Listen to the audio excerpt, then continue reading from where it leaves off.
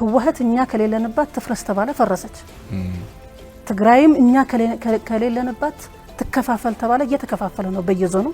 በየአካባቢው የከባቢያውነት ችግር ሰፊ ያለ የትግራይ ምሁራን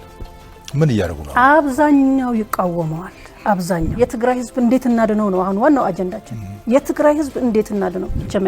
ሻቢያ አንድ ወረዳ ነው የሚሰጠን እንጂ ሻቢያ ለራሱ አገር አቅሞ እኛን አገር ሊያቆምልን አይችልም የመንግስት ንብረት ጠቅላላ ወድሞ ወደ ኋላ 40 እና 50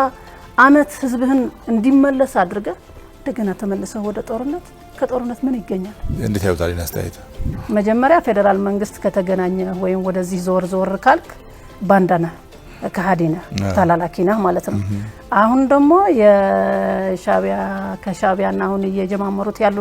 ነገር እሱን ከተቃወምክ አሁን ደግሞ ባንዳና ጠቅላላ ህዝቡ ባንዳ በባንዳ ሆነ ለረጅም ጊዜ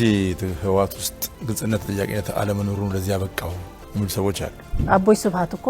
ኢሳያስ ብጻይ ሲል ብጻይ ማለት ጓዴ ማለት ነው እሱ ራሱ እኮ ትርጉም አለው እኔ ብጻይ ሲል በቃ ደነገጥኩ ያ የምላስ ወለምታ አይደለም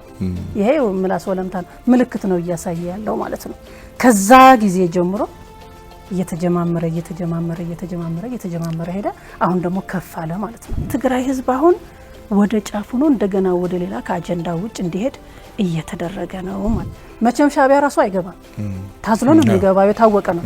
የሚያዝለው ማን ነው ራሱ አይገባም በፍጹም ራሱ አይገባም ምክንያቱም የኢትዮጵያ ሁኔታ አይቶታል አይነካትም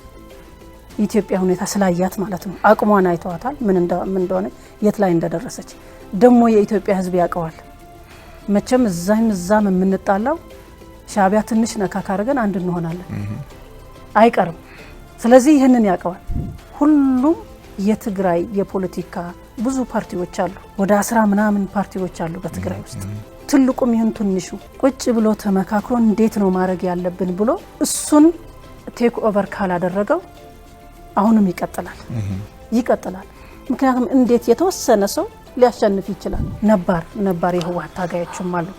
ሁሉን ነገር የሚያውቁ አሉ አሁን እየሄድበት ያለው የትግራይ ህዝብ የሚያጠፋ ነው ህዝብ እንደ ህዝብ የሚያጠፋ መሆኑን በደንብ የገባቸው አሉ የግድ ነው ከፌደራል መንግስት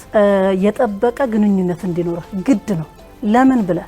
ለህዝብ አላማ አለ አይደለ ያ የፕሪቶሪያው ግድ ነው ራሱ ነው ህዝቡ እንትን ማለት ያለበት ራሱ ነው መታገል እንዲታገል ግን ምን ተፈጥርለታል ሜዳውን ክፍት ታረግለታል ማለት ነው ለሰላም ብዬ ነው የመጣው በቃ የትግራይ ህዝብ ይበቃዋል ስለዚህ በዛ በኩልም አለሁ የሚለው የለም ስለዚህ ፌደራል መንግስት አለሁልህ በለው ለትግራይ ህዝብ